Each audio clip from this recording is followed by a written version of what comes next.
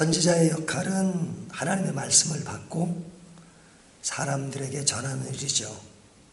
그런데 선지자가 어디에 갇혀서 그 역할을 하지 못한다면 그는 손발이 다 묶인 격이 되죠. 그래서 답답하고 또 인간적으로는 어떤 좌절감 그런 것이 올 수 있습니다. 사역자에게 어떤 일이 생겨서 그 일이 중단될 때 오는 그 답답함 그런 것들이 있죠. 하지만 이럴 때 인간적으로 볼 때는 내가 손발이 묶여서 일을 못하는구나 라고 생각하지만 하나님께서는 그런 되어진 환경 때문에 일을 못하게 하시는 것이 아니라 또 다른 방법으로 일을 하시게 하십니다. 바울의 경우를 보면 로마에 가고 싶어 했잖아요. 로마에 복음을 전하면 더 많이 복음이 확산될 수 있다고 생각했습니다. 그래서 어떻게 해서든지 로마에 가고 싶어 했어요. 하지만 못 가잖아요. 그러니까 어떻게 씁니까? 그냥 편지를 쓴 거죠. 그 편지를 쓴 것이 로마서입니다. 물론 나중에 제수의 몸으로 로마에 가긴 하지만 그러나 그 로마서를 기록함으로써 사실은 바울이 갔던 것보다도 더 많이 복음이 확산됐죠. 오늘날 우리도 로마서를 보면서 복음의 어떤 진가를 경험할 수 있는 것은 그때 바울이 로마서를 집필했기 때문입니다. 바울이 로마서를 집필하지 않고 로마에 갔더라면 그 로마에서는 큰 영향력이 있을런지 모르지만 그러나 영향력의 범위가 한정되잖아요. 하지만 로마서가 기록됨으로써 더 큰 영향력을 발휘할 수 있었다는 거죠. 그러니까 인간적으로 생각할 때는 내가 이런 계산에 의해서 되어지는 것이 바람직하다라고 생각하고 그런 것이 환경적으로 잘 안 될 때는 참 좌절할 수 있지만 하나님은 그런 가운데서도 다른 방법으로 그 일을 더 확산하게 만드시는 분이란 말이죠. 그래서 하나님이 크신 분이죠. 오늘 본문은 예레미야 선지자가 지금 갇혀 있습니다. 갇혀 있으니까 그가 하나님이 말씀한 예언을 전해야 되잖아요. 하지만 전하지 못하는 그 답답함이 있을 수가 있죠. 하지만 오늘 본문에 보면 하나님이 선지자에게 뭐라고 말씀하시냐면 내가 너에게 전하는 말씀을 기록하라 이렇게 말씀하십니다. 그러니까 그 말씀을 기록하는 거죠. 어디서? 사람들에게 전할 수 없으니까 성전에 나갈 수 없으니까 그냥 그것을 기록합니다. 근데 본인이 직접 기록하지 않고 여기 보면 제가 성경을 다 읽진 않습니다. 바룩이라는 사람을 통해 가지고 기록하게 합니다. 그러니까 예레미야 선지자가 불러주는 거죠. 불러주면 이 바룩이라고 하는 사람이 그 내용을 다 기록합니다. 그러면 예레미야는 어떤 말씀을 불러주는 거예요?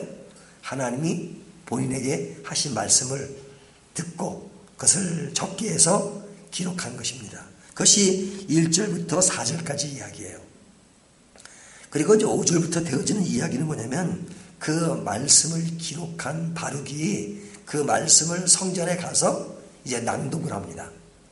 낭독을 하니까 그 성전에 모인 서기관들 여러 사람들이 그 낭독한 말씀을 듣지요. 그 듣는 이야기가 5절서부터 10절까지 이야기란 말이죠. 그리고 이제 11절부터 마지막 19절까지 이야기는 그 바룩이 낭독한 그 말씀을 사람들이 들어요. 거기에 보면 고관도 있고 서기관도 있는데 그 중에 미가라고 하는 사람이 그 말씀을 듣고 이제 왕궁에 가서 그런 말씀을 또 전하는 겁니다. 그러니까 예레미야 선지자가 하나님 주신 말씀을 기록을 하고 기록한 것을 바르게 낭독을 하고 낭독한 이야기를 사람들이 듣고 그것을 다른 곳에 전하는 것이죠. 그러니까 기록과 낭독과 전함이 지금 이렇게 단계적으로 잘 이루어지는 겁니다. 그러므로 인해서 그 당시에 고관들까지도 왕궁까지도 그 말씀이 전해질 수 있도록 되어지는 거죠. 물론 내일 본문에 보면 그 이야기를 왕이 듣고 거절하지만 그렇다 하더라도 하나님의 말씀이 보다 폭넓게 전해지는 계기가 되잖아요.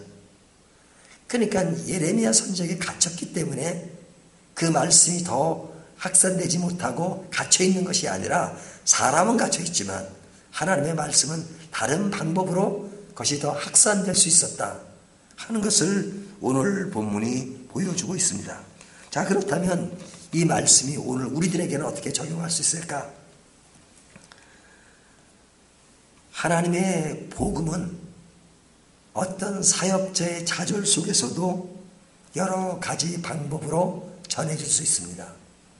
여러분, 세계적으로 보면 기독교 박해를 받는 나라들이 많잖아요. 중국 같은 데도 교회를 정부가 인정하는 교회도 있지만 그러나 진짜 많은 교회들이 이렇게 숨어 있잖아요. 그렇다고 해서 복음이 전해지지 않습니까?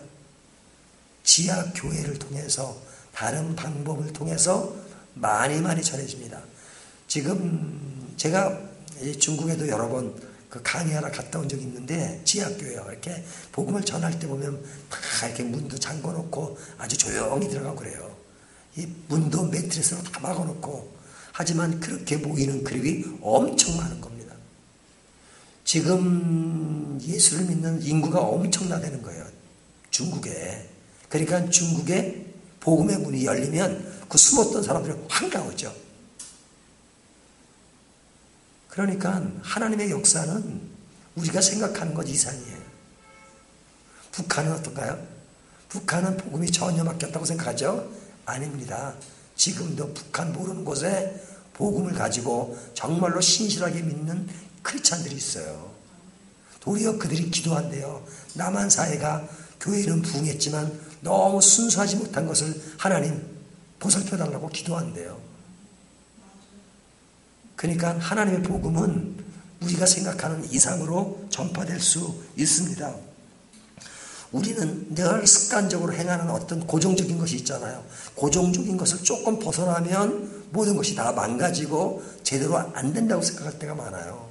하지만 하나님의 방법은 우리가 지금까지 해왔던 그 방법 외에도 여러 가지 방법으로 그 복음을 증거하게 하세요.